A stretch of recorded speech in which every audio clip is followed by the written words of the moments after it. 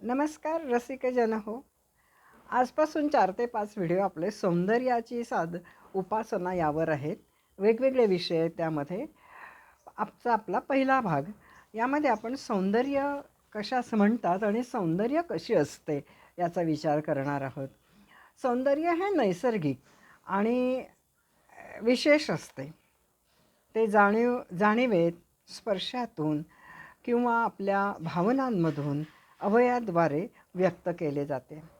निसर्गनिर्मित प्राणीसुद्धा सौंदर्याचे पाईक असतात आणि त्यांच्या सौंदर्याची आवड निर्माण झालेली असते.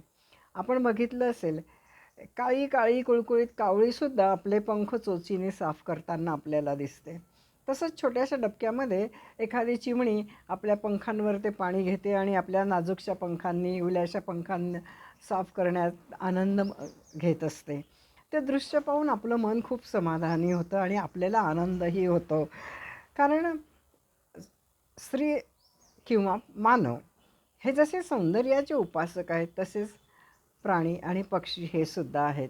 अनादी कालापासून आजपर्यंतचा विचार केला तर सौंदर्याच्या कल्पना या दिवसेदिवस प्रगत होत आहेत. आपले सौंदर्य वाढवण्याचा प्रयत्न स्त्रिया करतच असतात आणि स्त्रियांमध्येही ही आवड प्रकर्षाने असतेच.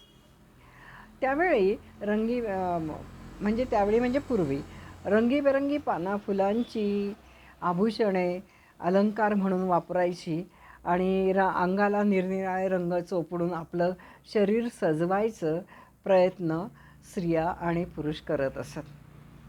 सीतामाई त्याला अपवाद नव्हती. सुवर्णमृगाची गोष्ट तुम्हाला ठाऊक आहे.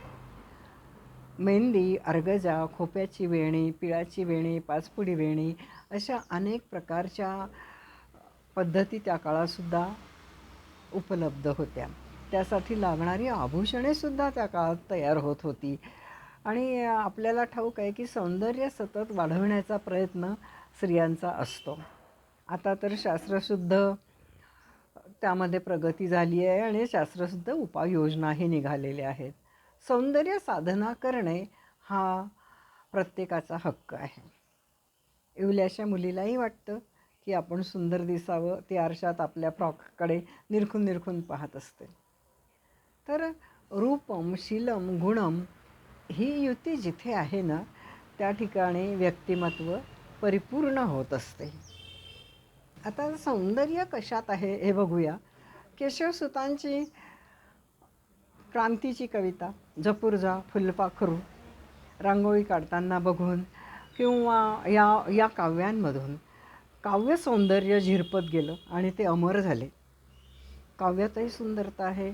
तसंच चवीने एखादा पदार्थ खाऊन आपण जेव्हा ढेकर देतो तेव्हा त्या पदार्थ करणाऱ्याच्या सुगरणीच्या हातातही सौंदर्य आहे. ती स्त्री काळी असो का गोरी असो काही फरक पडत नाही.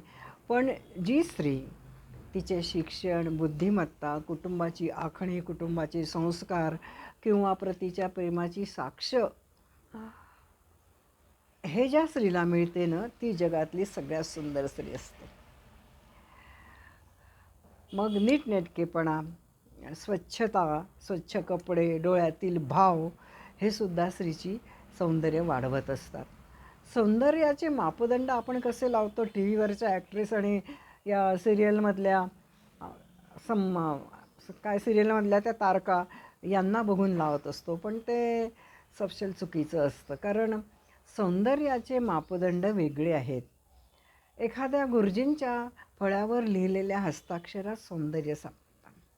एखादा संपादक सुंदर कॉलम लिहितो, त्यामध्ये त्याचं सौंदर्य आहे. किंवा वेगवेगळ्या प्रकारचे गजरे विणणे यामध्ये त्या स्त्रीची कला आहे, सौंदर्य आहे. किंवा एखादी स्त्री सुंदर रांगोळी काढते, त्यामध्ये तिचं सौंदर्य आहे.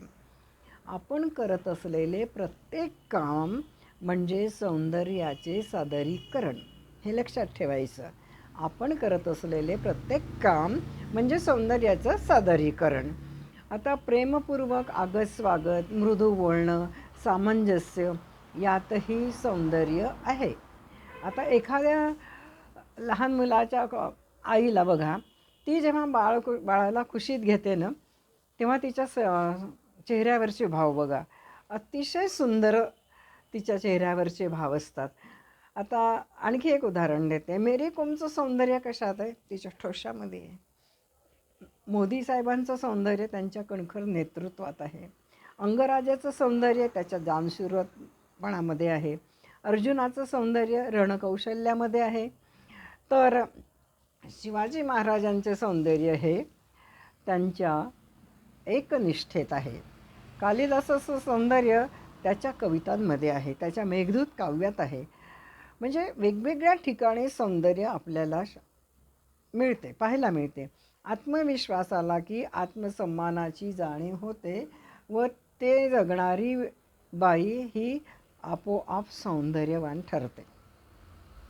आत्मविश्वास हवा. एक जाहिरात आहे पहा, तुम्हाला सगळ्यांना ठाऊक आहे ती जाहिरात. विनोद कन्या भारती म्हणते, मुझे कभी ब्यूटीफुल बनना ही नहीं था क्योंकि मुझे मालूम है मैं खुद ब्यूटीफुल हूँ और अपनी सुंदरता मैं मेंटेन करती हूँ. असे विचार ठेवायचे. तुम्ही जसे जन्माला आलात तसेच सुंदर आहात, ही खुणगाठ मनाशी बाळगा. आपली सुंदरता ओळखून स्वतःवर विश्वास ठेवून जगायला शिका. म्हणजे आपले सौंदर्य आपोआप खुलेल. धन्यवाद. लाईक करा, शेअर करा आणि सबस्क्राईब पण करा.